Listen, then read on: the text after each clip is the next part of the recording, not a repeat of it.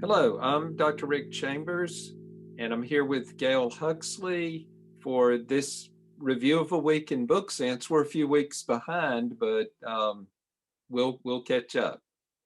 So, yeah, I was really taken with this image that we're going to talk about now. Yeah, and I'll put it on screen when I edit it Sure. in. Yes. So I guess there's no point of describing it really, but I'll say that it is from an unknown German artist I couldn't find. That's all I could see from the 19th century. And I chose it because sometimes there's certain aesthetics that are just my mindset, if that makes any sense.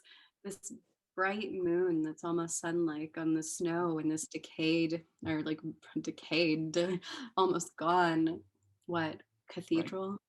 So romantic to Gothic kind of feel from the like 19th century, um, or was it 18th? 19th, 19th. yeah. And it's relevant. This was posted on the winter solstice, the December 21st. Um, so immediately, this is like a perfect Christmas card, kind of a very traditional Christmas card kind of image. Um, and the quote is from D.H. Lawrence. So The quote says, "Oh, what a catastrophe for man when he cut himself off from the rhythm of the year, from his unison with the sun and the earth. Oh, what a catastrophe, what a maiming of love when it was a personal, merely personal feeling, taken away from the rising and the setting of the sun and cut off from the magic connection of the solstice and the equinox." and yet the mood. I wish I could sit beneath the moon tonight, but I'm not allowed outside. If you can say hi to the moon for me. And the painting has the moon and then an ancient past, a peasant's hut, and nature is very, very large and little tiny humans in this winter scene. So, and the quote fits it perfectly. It evokes non-modern, pre-modern times when the clock was the clock of the seasons, the moon, the equinox, minutes and hours on those kind of clocks, minutes and hours aren't even counted. It's days, weeks, seasons. It's a very different sense of time in nature, and time is connected to nature, not to an abstract like clock. Yeah, and so we want for time to pass. It's good for social changes and progression. But at the same time, I think with this feeling so overwhelmed by constantly being in touch, I'm just very sensitive to time already, like most people probably. I don't know if being on the internet is the reason for that, but I'm very, very sensitive to time passing and where I am in life and where, like, how, you know, it's just overwhelming and Right. overstimulating. And so there is this desire alongside the desire to progress and to have a more egalitarian world, along with wanting to connect with some sort of, I don't know, a past that was more in tune with nature, the humility of that. Yes, yes. So the Enlightenment narrative is progress, like progress is always good. And so an Enlightenment person would write, like, we escaped the catastrophe. It would be a catastrophe to have to go back. The counter narrative is the Romantic narrative. And this author is saying, like, there was a catastrophe in moving forward, and you said like connecting, and he used like to cut ourselves off, to end the union of, that being the catastrophe of moving into like the Enlightenment modern world, that somehow he experienced that as a catastrophe where love is like personal and merely personal feeling. You mentioned internet culture. Like Wouldn't it be nice to have just personal and merely personal feelings, a sense of privacy, and even insignificance? Yeah, and that's what it's about. So it's a different type of insignificance. So I don't feel a part of the world at all right now. I don't feel connected. I feel totally, I don't know. It's the being connected at all times to what the news, what's going on in the world, to, social media can make you feel so small. And not that it's necessarily a bad thing, but just so like you start questioning your real, or if you're real almost. It's strange. But then you go outside and it's this different type of feeling small, feeling insignificant. It's a Yeah. reassuring thing that is Right. not, because there's no ego involved at all, to know that you're the part of the plants, the animals, and you're just one of it all. Excellent. It has nothing to do with failure. It's an insignificance that's not a failure and not a like rejection. It's And actually an insignificance that's a belonging. yes, and something that will hopefully and will go on long beyond, human lifetimes and human um, influence, even though it's obviously nature is incredibly, I mean, Right. dominated by humans, unfortunately. But it's nice to be somewhere where everything that can feel so overwhelming that's going on in the world, you don't want to be totally disconnected. You don't want to not, it's not a good thing to not be aware. And if you have a voice, to not use it, but just to kind of pull away and realize that there's most of the world isn't even aware of what's going on in culture, meaning the plants and animals, Yes. nature, the oceans. Yes. Yes. So there was something very familiar about even an old painting of a like a nature scene. Carl Jung was had a very like almost immediate connection to tribal peoples, and he traveled in North America and Africa. Um, and those travels were very like informative for him. And he was talking about a Native American. There's an insignificance and a significance in tribal cultures. And he said he envied this person helping the sun across the sky through their rituals. And he envied that sense of like participation and of like a type of significance and importance and meaning. How would the Enlightenment see a person like helping the sun across the sky? Superstitious, silly. Yes, yes. um, Like they wouldn't envy them. So I yeah. think Jung had a sense for there being some loss in this modern viewpoint And also. I see it as arrogance now, Perfect. especially to, looking at other cultures and seeing it as, I mean, as some people's beliefs as silly as whatever. I don't know. It's very arrogant to me to think that because you live solely like maybe by logic and enlightenment standards, that Right, your knowledge is what supreme. right. Anyway, it's hard to express anything I want to talk about. Although, like twice, you've hit it right on the head that we've had almost 200, if not longer, but at least 200 years of arrogance toward all other cultures that we are now reinvestigating, rediscovering, and finding some treasures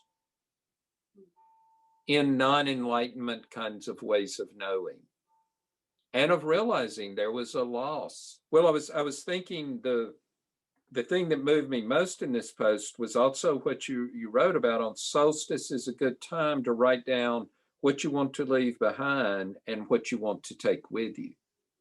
That's a very different take on like New Year's resolutions, but deciding what you want to leave behind and take.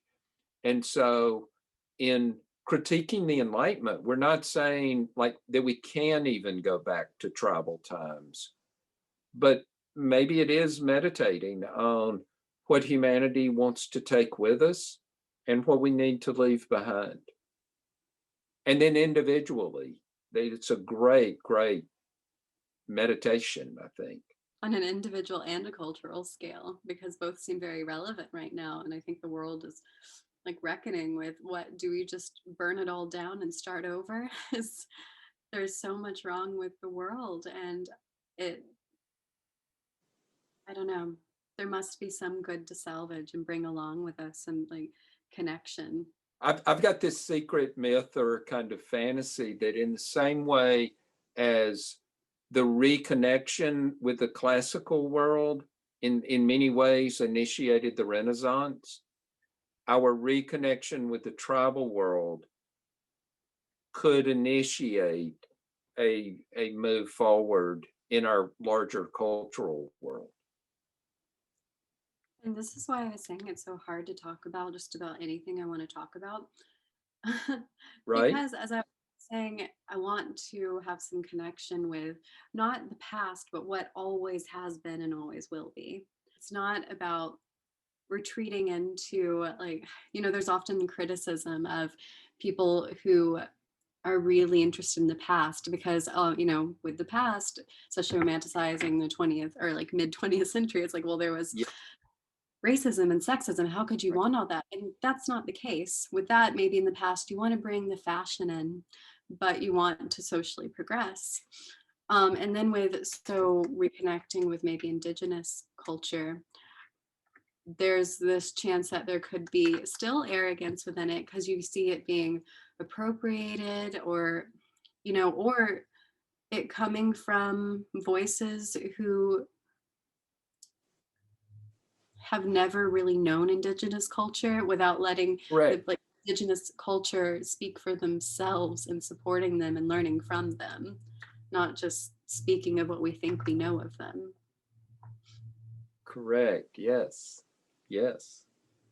Um, Even this word romantic, like there's to have a mixed feeling towards when I'm comparing the romantic to the Enlightenment and kind of taking the side of romantic, that it's a counter narrative. But there's also a romanticizing of the past that is very destructive. And there's a romantic view that can be very destructive. Um, and so I'm really glad we seem to, like, it seems like we seem to be always like never saying anything clearly or like saying it both ways, but it's really what just trying to find the balance in all of these things. Yeah, I don't know if I'll ever be able to speak very directly and certainly confidently about Right. anything.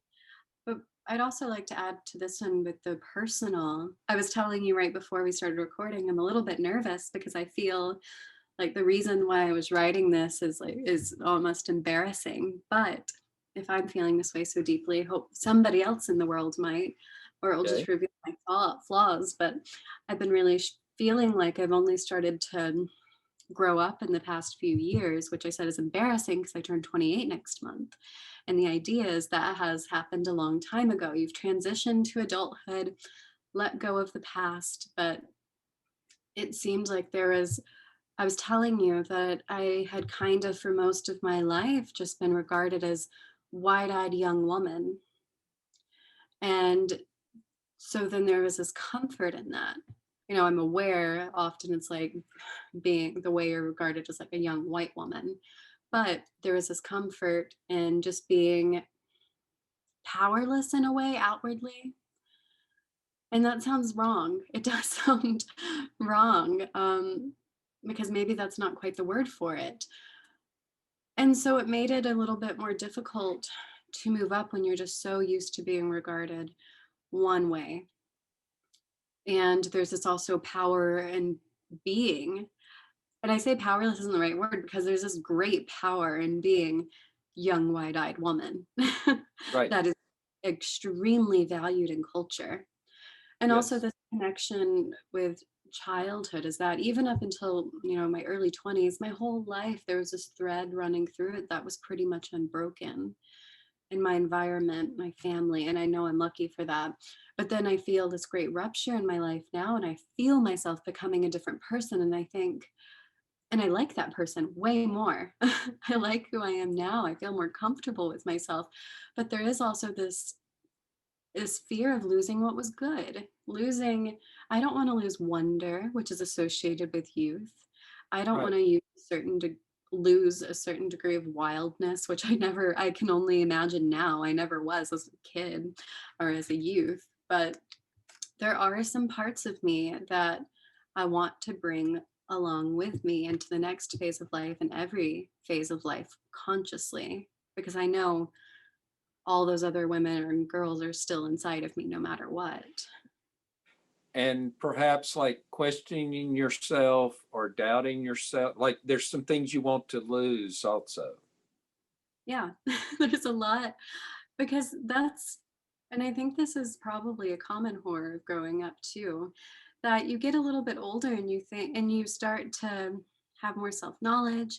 You start to maybe be more assertive. I'm still not, I've always been a people pleaser type of person, to my So to detriment. even us, there's a difference in having power and like asserting power Yeah. or feeling your power.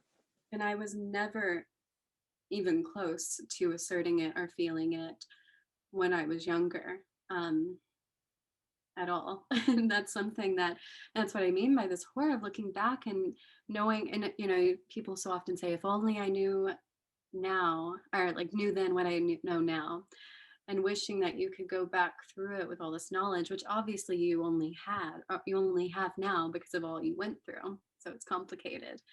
Yes. Um, but there is a sense of loss in many ways because of that. What could have been, what won't be anymore. Right. Yeah. What I was thinking there, the tale is usually told of like kind of life. There's this transition from childhood to adulthood. So we think of the teenage years as a transition, and yet you feel these years very much as a transition.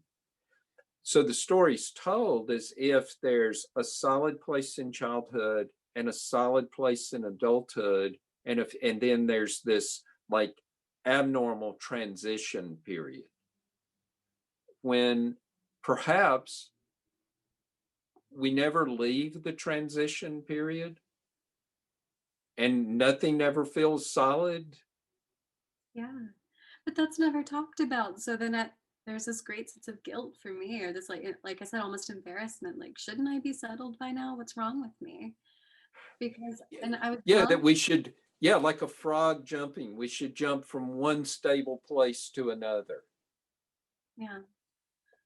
And as I said, it's kind of cruel if, before we were recording, I was saying it's culture is not very kind and to people who still seem to be figuring it out or maybe making mistakes that are associated with youth. I mean, obviously, if you have responsibilities that you didn't have with youth, it's not cool. But that's why I read, because I read a book and I go, oh, somebody else too feels that way, you know?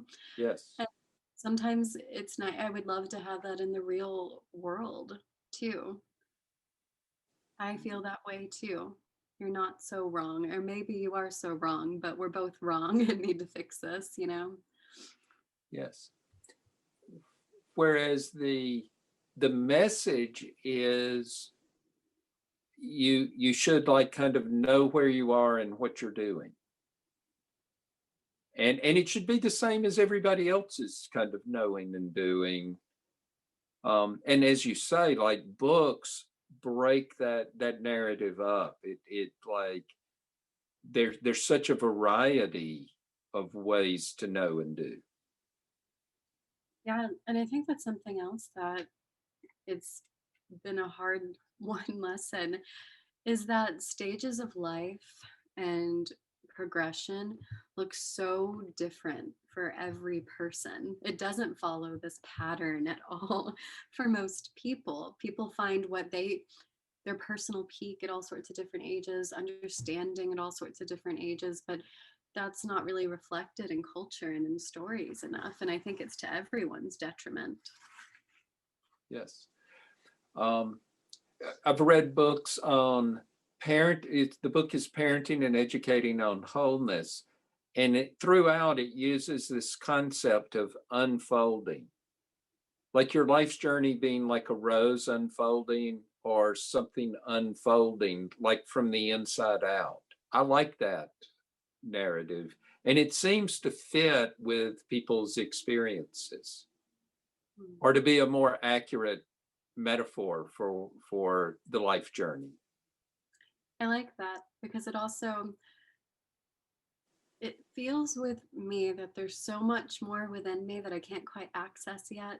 And maybe it's because I have to go through time and experience to unfold and be able to see it laid out. Right. Right. We'll go with that of like unfolding rather than, well, it's all over now. Yeah, gosh, I can't Like survive over the hill. that. Yeah, I think that's a horrible concept. But It is. yeah, and as I said, it doesn't serve anybody because, I focus so much on this different stages of life and youth and aging because I care about it a lot. Yes. And I was saying that I think, even to put so much emphasis on so much like of who you are and your experience is reliant on your physical youth and your years, like your youth and as years. It's Yes. not even fair to youth. It puts so much pressure on them. And I think it creates Right. this sort of cruelty. I So want if better. people listen on a regular basis, they'll find we're constantly kind of questioning like the negative age narratives or the destructive, harmful age narratives. That seems to be a topic we land on occasionally. It's not because I'm reaching this other kind of threshold in life, getting closer to that. I've always been obsessed with this. Always had some sort of sense of the great and fairness Correct. And regarding. yet you're saying like the internet has some kind of sense about aging, or there's some attitude like on the internet about aging. I think the internet in many ways we see more acceptance of different sorts of people, ages, body types. But in a way, with aging, I feel like it's just another mask that with Excellent. youth and beauty is that we see maybe more representation of age, but at the same time, I think youth is more valued than ever. And then youthful beauty. You do see Instagram accounts like Advanced Style, which is wonderful, showing like making me excited about growing older. We see this strange thing on the internet. What if there is more acceptance and criticism than there's ever been? You have the greatest things also to balance it out. There's the worst, like of whatever, like Of shaming around age. Yeah. yeah. So the internet, such a great, amazing tool, and then at the same time, like the bane of our existence in a way. It's both the greatest and the worst thing. Right. So I'm very anxious. I can't wait to talk about the next quote by June Jordan Yeah. and post. All right. So I'll read the quote. Sure. Our earth is round, and among other things, that means that you and I can hold completely different points of view and both be right. The difference of our positions will show stars in your window I cannot even imagine. Your sky may burn with light, while mine, at the same moment, spreads beautiful to darkness. Still, we must choose how we separately corner the circling universe of our experience. Once chosen, our cornering will determine the message of any star in darkness we encounter. Yeah. I'm blown away. Like, what a quote. So, what did you make of this quote? And even the video that you're playing with it is like this transition from like arguing to hugging and arguing if it keeps going. Um, and it's just what we did in the last session. I mean, in talking about the last post, session. um, it means you and I can hold completely different points of view and both be right. What if in the postmodern world, the more times you can get to that insight, the better? And there's an absence of that insight the world is struggling to get to that insight of how it can be different and both right. And I posted this quote because I was really curious. I wanted to figure out exactly what June Jordan would have meant by this. I was curious Mm-hmm. how other people would perceive it because I also think that, first a danger signal flashed in my mind with this as Right. right now it seems like we can see clear wrongs in the world. It's very easy to disagree with people on like for very valid reasons. And often so from the other side, you might hear people say, well, we all can have our opinions. And you think, no, it's not about opinions, it's about human rights or something. And so I think in a way it's almost a dangerous conversation to have of, well, we can both be right. About what? And there's a history to this. There was a time where, like, a naive getting there of we can both be right would have been like necessary and like a tremendous step forward. But you mentioned like it felt like there's something dangerous there that I would have only seen in the past year or so. I, I would have never seen anything dangerous in this quote. But with your millennial eyes, you're kind of sensitized to seeing there could be a danger there with, well, all lives matter, or there were good people on the other side too. Yeah. But I was very interested by, well, for one, I think June Jordan, I was curious what she meant because I wouldn't Yes, imagine it by like yes. excusing intolerance or hurt. But I was interested by the end of the quote because it seemed to be saying there's a sense of responsibility there. We must Ex- choose how we separately corner the circling universe of our experience. What are you going to do with um, it?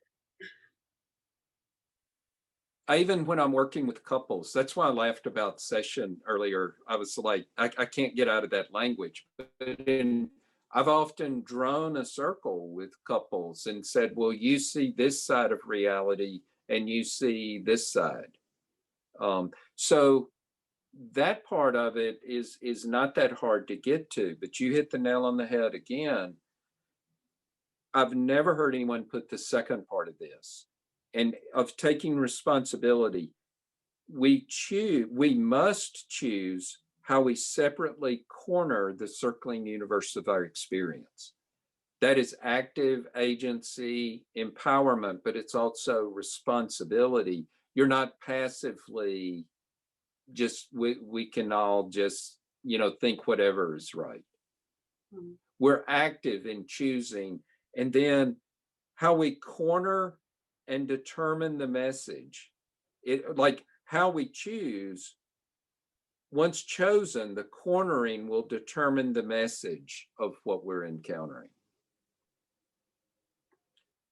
And as especially in the past year, and maybe I shouldn't always jump up to the big scale, but um, I don't know another way to try to talk to everyone. Um, but like cornering almost like a wild animal, like your perspective or so is the image that I get. Like it's a very active process that really we participate in what we see. Yeah, and I think for many people this year, it's this realization that we participate, or what we see has been informed by what we have chosen, and maybe not even chosen consciously, but we're still maybe a part of a perspective without even realizing it. Yes. And then we learn. And Yes. see, the thing too here, though, I think, is that so our perspective determines and our experience determines the way we view everything. But reading, listening to other people, these things can, you know, experiencing a perspective other than your own can change this, and it's disorienting, or like can add, kind of change your perspective a little bit, encountering new things and then suddenly realizing, oh, I was very influenced by my little, I don't know, just my, just being me right? and my life. A writer I enjoy is Douglas Rushkoff, and one of his books is Program or Be Programmed. Mm. And what we're waking up to is that, as you like, culture in the past, people just passively received whatever, like the cultural story. And now we're going to have to actively create and interact with the messages that we're given. And remember, in another episode, I said several times, perceiving is motivated. So the part you're like, kind of what you're going to corner kind of depends on your agenda. What you perceive, the agenda comes before the perception. We think there's the perception and then you develop the agenda. Very often, if it's coming from you, the agenda determines the perception. And in the media, there is always an agenda. Yeah. And So just knowing that up front. I think on an individual scale, though, most people, and I mean, I don't know most people, so, but my assumption is most people don't even know that they have an agenda. It's so within them, it's subconscious. Um, but then there is this, once you realize it, this responsibility and also this obligation to, when you are thinking about something, if you're trying to decide how you feel about something, to consider the way your perception might be shaped, what agenda you might have whenever you're confronted with something new. I think the last two sentences of this are what blew me away. It is so and it's ahead of its time. I think she's not like, I'm not sure, but when she was writing, um, but it is this awareness, and it's such an act, making your perceiving so active, but also making you so responsible for, like, cornering the circling, we're cornering a circling universe. It's a moving target. That's incredible. Hmm. Says, so metaphor can say something more accurately than just, basic language Right. most of the time. Our 15 minutes here is trying to unpack something she said, like, so, like, kind of, and we're not, I always feel like we're not doing it justice. That's the miracle. That's why we're using these quotes by authors. What they're able to put in their expressions, it, like, an image is worth a thousand words or something, but somehow they're able to put a lot in a quote. Yeah, and that's why, it would take how long to read a book? I mean, we can spend this much time on just one quote. Going through an entire book might take a little while, but you can return to one book for a lifetime. Correct. And it seems whatever quote we've looked at, it starts out solid, and as you get into it, it becomes bottomless. Um, Yeah, so that's what's really, I aspire to see more of on the internet. So the internet isn't, or I would like to see more of on the internet. And I'm saying aspire because I'd like to contribute to yes, that, because there's not just and I'm not blaming the people who use the internet, it's just the nature of it. So for things to be easily understood or to be Correct. like very black and white, just either so you can get people to click on it or people to look at it for Oh, a moment. There's so much that we're not encouraged to just sit with one thing for a moment, for a few minutes on the internet. Um, I but I've think been this is beautiful. How much time do you spend on an Instagram post? I mean, on average, you don't usually look at it, click and go unless there's a caption or something. And Um, may not, most of the time, not read the caption. yeah, But then but even if you read the caption, like you've moved on.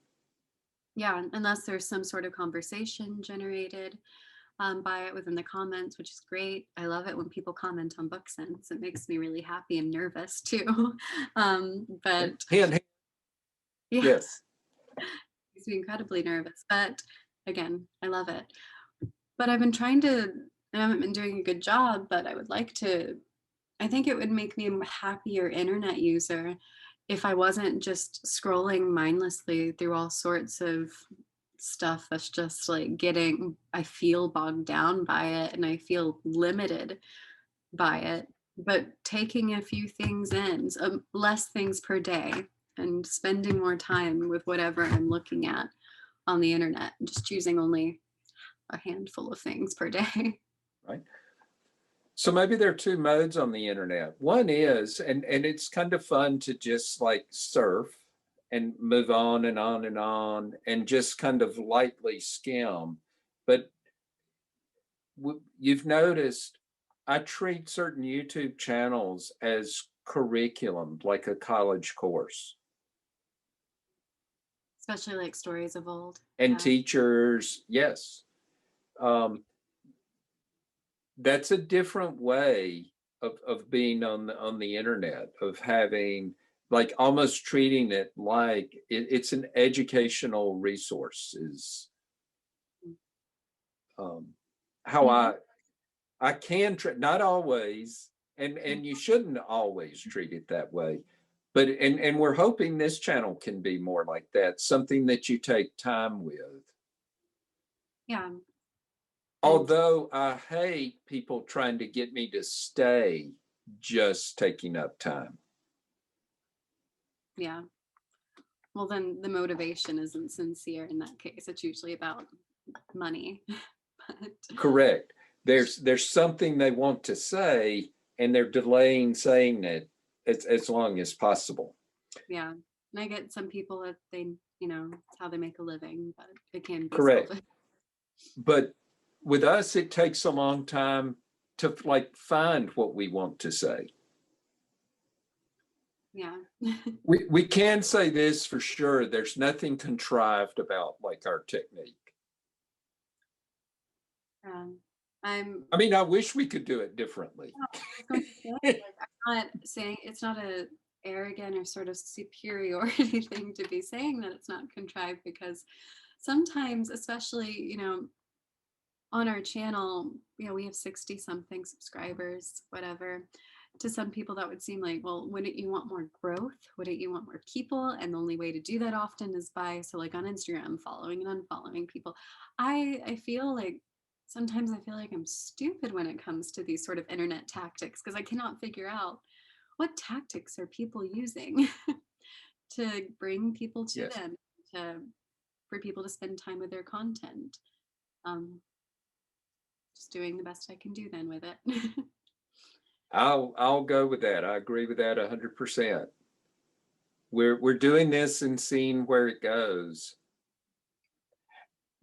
And we will do like our scripted videos, that's different. They should be like coherent and like time limited. Yeah, and they're scripted though, so I can writing's easier for me. And then you can Right. edit it and hone it and whatever else. So Yeah. that's easier. And this is our exploration time, Mhm. is how I view it. Yeah, which is fun. I enjoy that this Right. process. So it's not work. So moving on, I had suggested this author, Naomi Klein, um, because I had read her shock doctrine, The Rise of Disaster Capitalism. So I think she has a lot to say about the world in the last 10, 15 years. More fundamentally than any of this, though, is their deep fear that if the free market system really has set in motion physical chemical processes that, if allowed to continue unchecked, threaten large parts of humanity at an existential level, then their entire crusade to morally redeem capitalism has been for naught. With stakes like these, clearly greed is not so very good after all. And that is what is behind the abrupt rise in climate change denial among hardcore conservatives. They have come to understand that as soon as they admit that climate change is real, they will lose the central ideological battle of our time, whether we need to plan and manage our societies to reflect our goals and values, or whether the task can be left to the magic of the market. So she is talking about the big picture. And her book, After Shock Doctrine, was on like the environmental crisis specifically, which is where this quote probably came from. But they're not unrelated. And I love the last part of it, with the choice being to try to manage societies in terms of goals and values, or just let the markets decide, like leave it up to the magic of the market. Which in a way is this sort of like leaving it up to a deity or something without, X, yeah, not having to put the work into it. right? Everything just be okay. Yes. Um, there's another video that's kind of really impressed me that talks about like kind of it was what comes next after neoliberal economics. Um, I wish I could think of the author's name, but It's a big, suggesting, right? I'm sorry? Sorry, it was a think video, right? The Yes, a new, big think video. And it said we've had 40 years of like letting the market decide. That's what neoliberal economics really means. And it's ironic. It comes from in a lot of ways. And at the end of the 70s, there was this distrust of government and of being controlled, and in an effort to like break into more freedom. Well, if you can't trust governments, and if religion is not in charge, what's going to drive our decisions? We'll let markets decide. Surely that will be like that's what we need to do. Markets don't know when and how to adjust themselves for things like social issues or climate change, and especially not for individual happiness. After 20 years of it, sociologists begin finding like loneliness increasing among people. Then we got social media, but loneliness is still increasing. Markets really have no idea of how to address that. Now they really make a profit off your loneliness. Like there are plenty of people that know how to like, but not how to really solve it, or our social problems, or climate change. yeah, I think in that case, the market can only put on this mask that eventually falls when it comes to social change or loneliness, kind of trying to present these, I don't know, to show that they're aware. That's the most that they can do. And even though it's not sincere. They were aware before like college professors were aware. Markets have these like keen ears. They know, they can feel what's coming faster than anything, The market kind of terrifies me though, right? because there's no need to, so much can be excused by, oh, well, they're just trying to make money. It's a business, it's a corporation or whatever. Yes. Like products, sometimes I'll see something that makes me laugh often at the store is you'll see, so let's say a cleaning brand or something, and you'll see that they have an organic item, and then that's like $3 more, and then their regular whatever they Yeah. sell. And then you read the organic item and it says free from all these dangerous chemicals that can give you, like, if you look into it, actually dangerous. But Right. the product that they're still selling has those same Right. We chemicals. don't have those. We have these. Yes. Which, yeah, it's so strange to me. It's like, well, if you spend $3 more, then you don't have to buy this um, toxic, like whatever Right. chemical that we still sell because we're still a busy business. We can kill you if you Right. don't want to spend a few dollars. I don't know. That sounds dramatic, but it terrifies me. Right. So if I use really long time spans, we had society organized by religion. And then we kind of had society, like the organization was done by government. And, but markets intrinsically don't have, it has like value, but no values. Something can have a value, but that's different. It said the choice is to make decisions based on goals and values or to let the market decide. But where are we going to look for the goals and values, or how are we going to agree on like goals and values in now that we're in the global world? And it's so complicated because it's really hard for, just using the example again of sustainability. So Yes. goals, values, because the world, like markets are responsible for possibly like making the world inhabitable for us one day. Our Right. markets are responsible for people having, water supplies that kills them, deforestation. I could go on about all of that, and I'm kind of getting lost in that thought. Oh yeah, here we go. It's a scary thought. Like, Yeah, I get lost in that. But um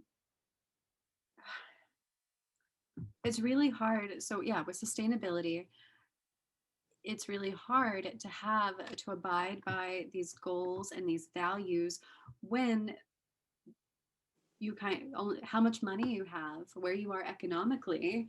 It's pretty much determines if you're going to be able to live by those values. if you even have a choice, Yeah, if you be have a able choice. to like live. Just last night, my wife was saying the healthy food cost more. It does. It's a privilege, and you see in um, areas that, like that, food deserts where Yes. there's not many grocery stores, a lot of fast food. I was reading something, so it was about Amazon, and it was saying, so a lot of, there's this guilty feeling of using Amazon, and some people brag and say, well, I've never used it, but I saw this Right. post talking about some people in rural communities don't really have a choice because USPS is bogged down. Right. UPS maybe won't bring what they need. So sometimes their medication, food, whatever else, or just supplies for their house, they have to rely on Right. Amazon. And the markets, these huge corporations, somehow become just so huge that it just feels like impossible to take down. We're Right. just going to have to live under Right. them. Which is why I call them the empire. Like it's an empire. Mhm. It's one of the empires that we have to deal with. But mentioning Amazon and deliveries, it's Amazon and the post office, Federal Express, UPS, like they have contracts with each other too. Like so where you look that Well, um what I was they're reading was, not separate even. well, what I was reading was saying that Amazon has a part in, like, or has a part in bogging down and purposely doing it, the USPS and UPS. Yes, I don't right? know enough. Even though like they have contracts with them and use them. Yeah. Yes, yes. So they would like but they're also a competitor of theirs. So it's this weird world. in the markets, like some competitors have become like they cooperate sometimes and compete. The quote, like, turns out greed is not so good, from the movie Wall Street, but it is this, like, that would have never flown in my rural community. Greed was never seen as good. That is a late modern, like, value driven by, like, living within markets. Yeah. Um, I think I told you once before, I was talking to someone and they said, we're talking about big corporations and whatever else. And they said, or they were arguing for them, saying, well, you have your nice iPhone. You don't have an iPhone, but right. saying, but you have all these nice things. You have this phone and a laptop and everything. We wouldn't have that without saying these big corporations and Yes. capitalism and whatever Right. else.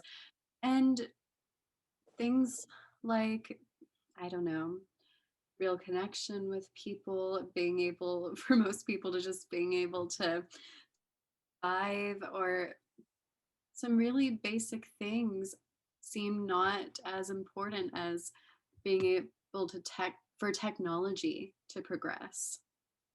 I don't really know how to word it. It seems like, I guess, because if technology progresses, that says something about the mark we leave behind of humanity or something. But So this may be different, where, like, different from a, like, fundamentalist preacher that is saying, then leave the modern world. Um, Greed is evil.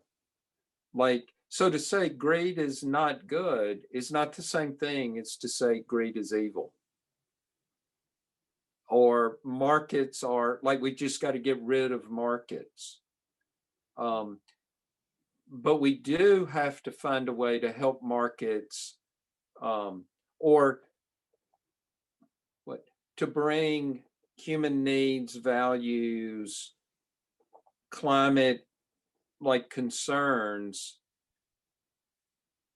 into markets, into, like, kind of to be able to base some of our decision making on, like, goals that are good for humanity.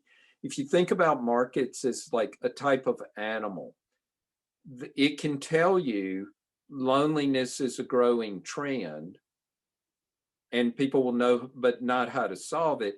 It can also, like, it can perceive incredible things, but it cannot perceive, well, what if we ruin the environment?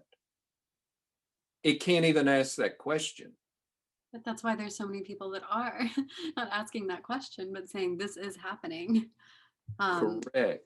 So it's finding ways to balance it, put some limits on it, finding, like, but it's also, I'm glad you compared it to a deity. It's beginning to not, like, trust and worship it. I feel like my position too is a bit more radical than, um, you know, Right. As giving, usual. or giving thinking that if markets have some limits, or hoping that they'll develop or be forced to develop some sort of conscience. Um, I don't trust markets at all in that way. The Right. intention that, but at the same time, it's so often the blame for, like, what's going, or for climate change is put on individuals, and often and individuals who, yeah, maybe aren't completely sustainable or sustainable at all, and could make some changes if they can, if they're in a position that they can, when, and I think this comes from markets, when the blame should be specifically on these giant corporations that are actually doing most of the Ah, harm. So it's really complicated because I don't trust corporations to have any sort of a conscience at all and to limit themselves or whatever, when they could be making more and more money, but at the same time they're the ones responsible, and who else can actually make them change? I guess the government, but the government and markets, as we said, right. are. Wow. I'm so glad you brought that up. Conscience is the key word, isn't it? Mm. And like we're bumping up against this thing of realizing, well, markets don't have conscience. Does government have a conscience? Often there's pretty good history saying, that's not a good bet. Yeah. Then there's a pretty good history of like organized religion seeming to have like kind of a twisted conscience, or a conscience that has put the world in danger at times. It seems to have this like really confusing conscience, which is why we keep mentioning the book, The Undiscovered Self, that at the very end of the book, Carl Jung it suggests only the individual has a conscience. Yes, and that's where we bump into again, making sure that people, because individualism is not the same as individuation. It's not the same. And I think that Yes. it could be confused because individualism is a big problem right now. And during the pandemic, I've seen it talked. That's the first time I've really seen Correct. that show up in news articles or anything. And I thought, oh no, because I don't want my ideas. The more that you individuate and know yourself, the more likely you are to have a conscience, to be empathetic, to not want to cause harm. And Correct. that's not the way people Yeah. will heal, or as a culture will heal. Each person being able to individuate, to form a community. Yes. Our Tuesday morning discussion group is looking at a book from the 70s. I think Christopher Lasch, but the book is The Culture of Narcissism, coming out of the 70s. And it's based on a YouTube, but we're using a YouTube channel, Dr. Laurie Johnson. And she kind of hooks you into looking at this series by talking about suggesting that this like, I have a right to not wear a mask, and not considering its effect on anyone else, being like kind of an example of this kind of perhaps even dangerous kind of like narcissism, which is certainly not like, it's not what Jung was talking about at all, or what we mean by individual conscience. No, and I think it's often just this misunderstanding of what freedom is and liberty. And how to balance that, which is a value, a very positive value. And the modern project has been to keep increasing freedom. One of the things that neoliberal economics means is like increase individual freedom. But it is hard for people today to, communities in some ways were awful. There were a lot of prejudice. There's a lot of control of everybody and everything. But on the good side, there is a point where you have an obligation to other people. There's a sense of duty. Our world is trying to put together like where the lines are, like how to maximize freedom, but also maximize an understanding of relationships, or freedom in the context of obligations, responsibility. Yeah, and this kind of makes me think back to what we were talking about with the D.H. Lawrence post, talking about so connecting with Earth's rhythms and nature or whatever is making you feel like you're a part of everything and giving you this sense of responsibility for it. You don't want to harm anything in nature the more you spend time with it. You want to make sure everything is taken care of that you can take care of. And I think that so the way that you feel at once yourself and a part of things in nature, what you take for that can translate into culture and society, feeling a part of everything and responsible for everything and your actions, wanting to take care of everything and everyone that you're around. Markets don't understand care, and care is going to become like a very important word. And Yeah. it comes from nature. Yeah, you see self-care in markets. Markets Mhm. are really good at promoting that. Well, there's healthcare, Yeah. But but like, what if there's no caring? yeah. I often say you have to have a body to care. Like an institution cannot care. And I think that's what we are really discovering this past year too, is that, so that's what, it's difficult to say, but I think that so many people have always known that the institutions that we live under don't care about them, or Correct. actually any of us Correct. except for a select few. And then there's the people who have been, privileged, and that has given them the sense of innocence, that when we watch things like the Capitol and we're thinking, Right. wait, so nothing, there is no sense of, there's nothing to trust, there's no safety net. This feeling that then you realize probably a lot of people already knew that a long, long time ago, coming out of innocence, maybe a bit late. Right. So maybe we should look at how they've survived and how they, like where their hope comes from. I think too that, well, more than And how they've survived, because often how they've survived is by having to wear a mask, having to birth, condense themselves, hide. Um, I'm just from, what I yes. read and I see. Maybe we should be listening to what they think is the solution, what they want and need.